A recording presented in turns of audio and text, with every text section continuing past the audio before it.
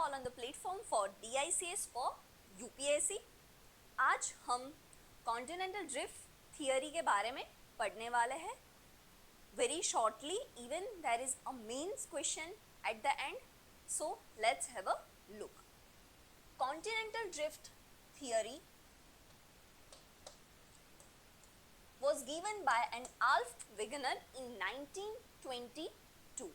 ठीक है, it was like कि Alf Wegener is not a basically a person who studies the geomorphology and all, but Alf Wegener was a climatologist। वो climate की study कर रहे थे, but climate की स्टडी करते करते उन्होंने कॉन्टिनेंटल ड्रिफ्ट थियरी दिया है, which is basically saying that कि अभी जैसे कॉन्टिनेंट की मूवमेंट किस तरह से हुई थी and what was the reason. ठीक है, so basically Alf Wegener was a climatologist. So वो क्लाइमेट की स्टडी कर रहे थे और उन्होंने स्टडी करते करते he found that a place which is having right now a 30 degree Celsius, कभी back in the future this same place was having -30 degree।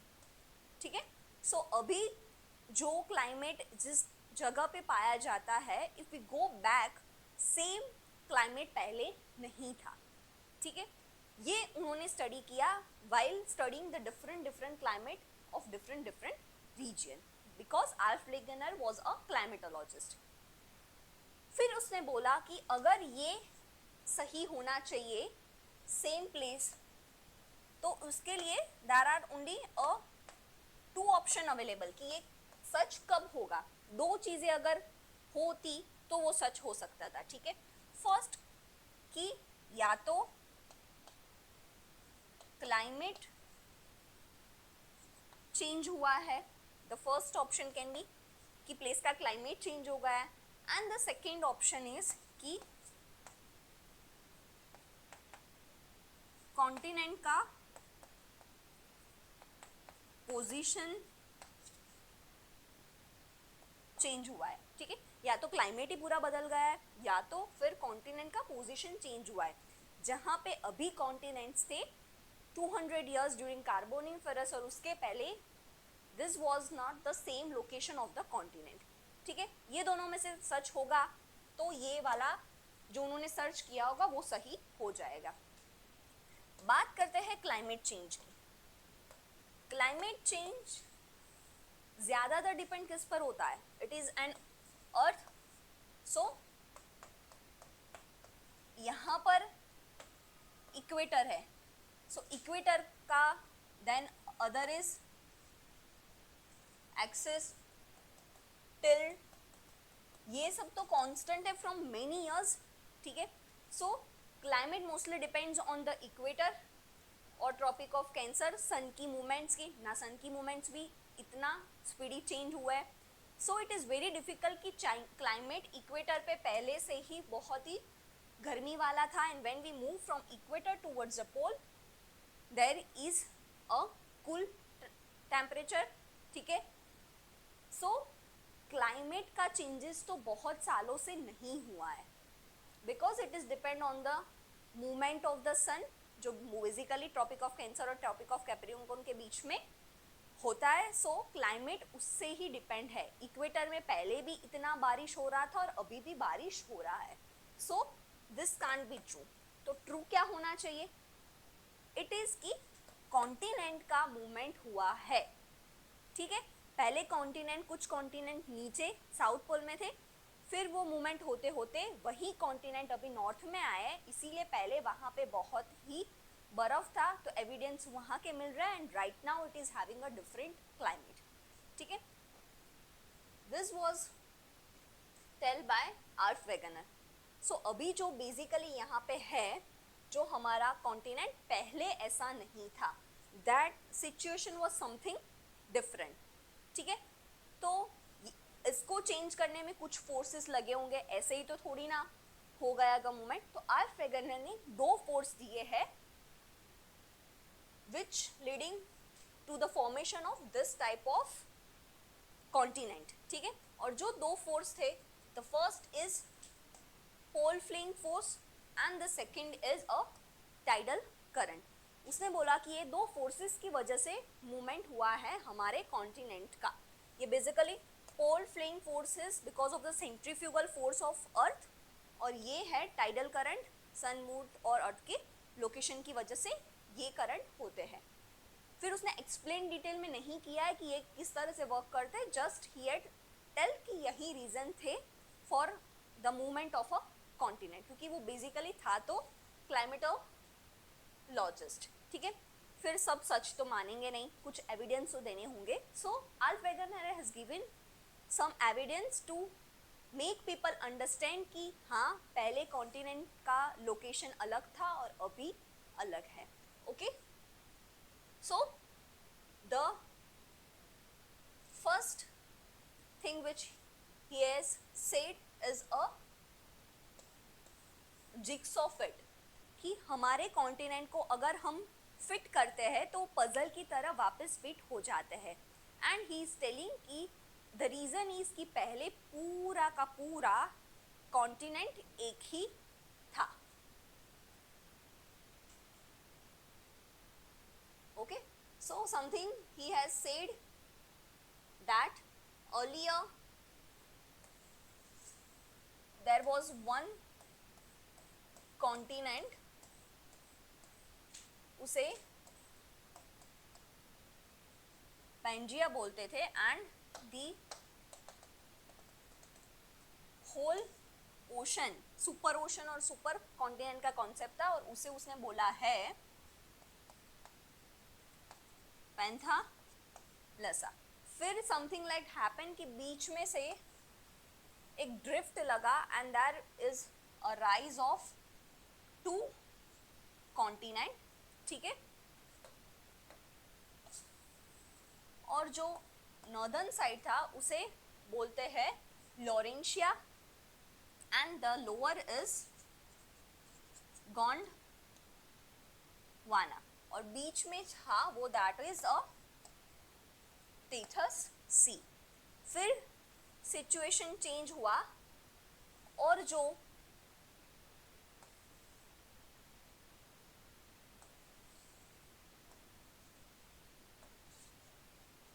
Laurentia, अंगारा लैंड भी बोलते हैं, एंड द लोअर वाज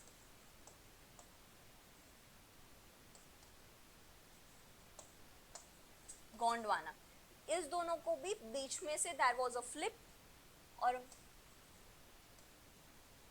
बड़े बड़े चार में डिवाइड हुआ, एंड द ड्रिफ्ट दोनों साइड हुआ, and then it is continuing and leading to the formation. Yes, so Alf Wegener ने बोला कि पहले सारे कॉन्टिनेंट इकट्ठा थे, they all were connected, and then after because of this two forces की वजह से there is a drift in between the continent, और अभी जो लोकेशन हम देख रहे हैं इस तरह से फॉर्म हुआ था। Okay, so 2 to 5 million years ago कि एक ही कॉन्टिनेंट था, that is known as a super continent, and the ocean is a super ocean. So continent को बोलते थे Pangaea, and the ocean was known as a Panthalassa. Then a horizontal drift happens, और दो जो बड़े continents बने, the upper was northern side का नाम था Laurentia, and the southern was known as a Gondwana. Laurentia को we are also telling Angara land भी बोलते थे। फिर एक वर्टिकल ड्रिफ्ट हुआ जो एशिया यूरोप को एक साइड ले जाता है, नॉर्दर्न अमेरिका नीचे southern America, and the other side Africa, India, Australia and Antarctica. अभी जो यूरोप है that is without Arab and a Indian plate, ठीक है। फिर एक वर्टिकली ड्रिफ्ट हुआ 100 million years ago, and then after because of that two folds की वजह से कुछ इस तरह से सिनारियो क्रिएट हुआ। इंडिया का यहाँ से ड्रिफ्ट शुरू हुआ नॉर्थ ईस्ट, और यहाँ पे कन्वर्जन हुआ Eurasian and Indian plates and this conversion leading to the formation of a Himalayas. ठीक है, सो इस तरह से उसने बोला कि this way how the continent का फॉर्मेशन हुआ. ठीक है, तो सब ऐसे मानेंगे तो नहीं कि हाँ बोल रहा है कि इस तरह से हो सकता है, बट कुछ एविडेंस तो आने चाहिए. Yes, so he Kemps with an evidence. Okay, so evidence में फर्स्ट है जिक्सॉ फिट. ठीक है, first is a jigsaw fit कि ये कॉन्टिनेंट्स जो हमारे 7 बड़े बड़े कॉन्टिनेंट्स है उसे पजल की तरह अगर खेलेंगे और कनेक्ट करेंगे तो yes they all are connecting, क्योंकि फिट हो रहा है. इफ वी हैव अ ऐसे हम ड्रॉ करते हैं then this is a South America और यहाँ पे अफ्रीका को कनेक्ट करेंगे तो ये दोनों कनेक्ट हो जाते हैं. तो दिस इज सेइंग कि पहले कॉन्टिनेंट सारे एक ही थे और then because of the drift this scenario happens and yes that is visible. Second था स्ट्रक्चरल एंड द माउंटेन्स के माउंटेन फॉर्मेशन, उसके rock systems and everything is also similar. और स्पेशली इट इज कि ब्राज़ील में देखे यहाँ पे and waste Africa here जहाँ से कॉन्टिनेंट फॉर्मेशन हुआ है वहाँ पे रेंजेस का भी फॉर्मेशन सेम है. So this evidence is also reflecting कि हाँ रॉक्स साथ में उनका फॉर्मेशन हुआ था. Then the third is the fossil. ये बहुत ही बढ़िया एविडेंस है. ठीक है, fossils and specially Mesosaurus. This is a reptile which is visible in the southern tip of Africa as well as यहाँ पे साउथ अमेरिका में भी मिलते हैं. एंड द थिंग इज कि रेप्टाइल तो मूव हो सकता है ओशन में, but this reptile is having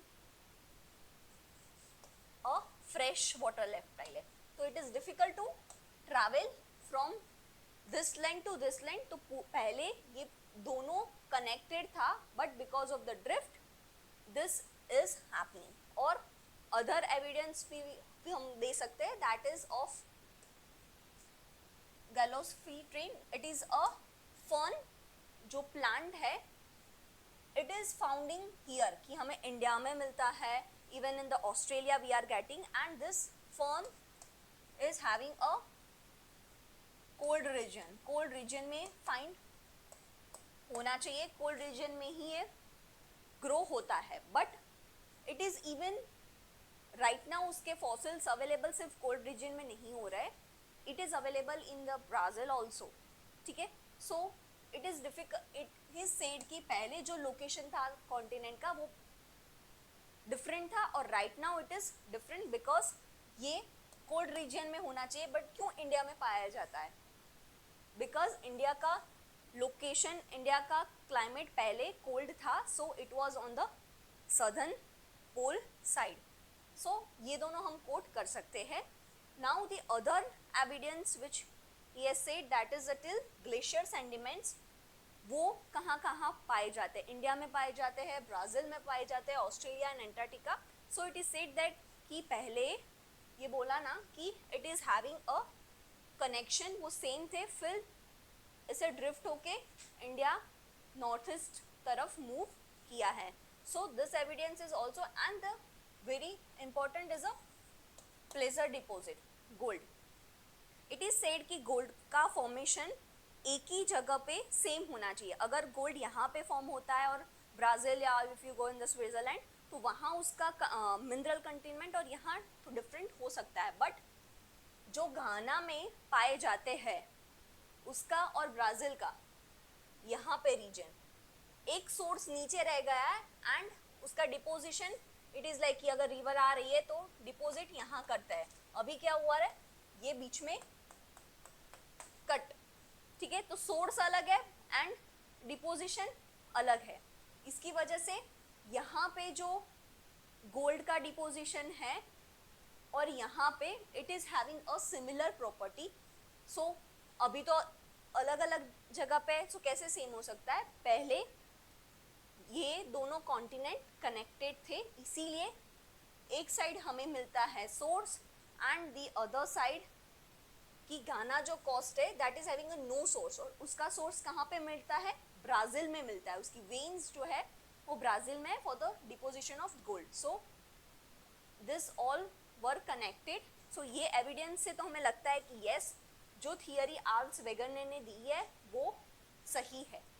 the thing is, उसने जो थियरी दी है ना वो दिखती सही है, एविडेंस सही है, बट द थिंग इज कि उसने जो लॉजिक, उसने जो फोर्स बोला है कि जिसकी वजह से ये हो रहा है, दैट इज नॉट ट्रू, क्योंकि टाइडल फोर्स से इतना ड्रास्टिकली मूवमेंट नहीं हो सकता.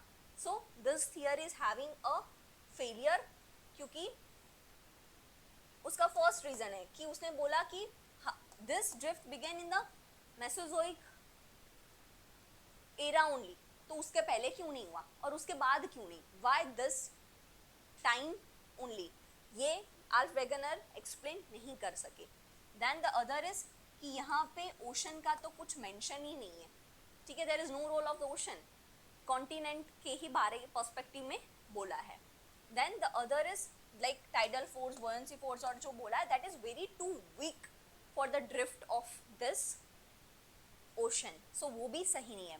एंड सो जो हमारी प्लेट टेक्टोनिक है वो एविडेंस से समझ तो सकती है that it accept that Pangaea करके एक लैंड था, that is true, but the reason, the force which Alf Wegener has said that was not correct. ठीक है, so this was the basic theory of Alf Wegener. Even UPSC has asked the question, and the question is 2013 में पूछा था that what do you understand about the theory of continental drift and discuss the prominent evidence in its support. तो ठीक है, हमें introduction में लिखना है that what is the continental drift theory, किसने दिया है. Then you can write the two forces. The very important thing, draw this. फिर ये आंसर में आप किस तरह से अप्रोच कर सकते हो.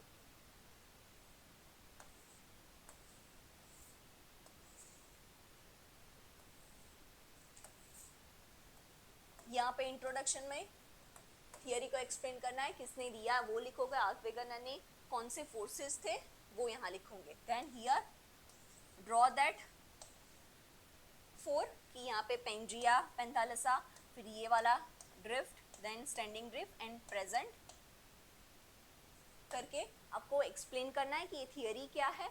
And then discuss second part. This is the first part and this is the second part, और सेकेंड पार्ट में हम एविडेंस करेंगे, यहाँ पे लिखेंगे, and what can be the conclusion. It is difficult कि ज्योग्राफी में क्या कंक्लूजन दे, पर यहाँ पे कंक्लूजन दे सकते हैं दैट दिस थियरी के एविडेंस ट्रू है and that promote, that helps in understanding the plate tectonic. Just the reason which Alf Wegener said, the force which he has said, that is incorrect. इस तरह से हम conclude करके भी ये answer लिख सकते हैं. So this was the continental drift theory. ऐसे ही ज्योग्राफी के टॉपिक्स आपको शॉर्टली समझने हैं, then just write in the comment section.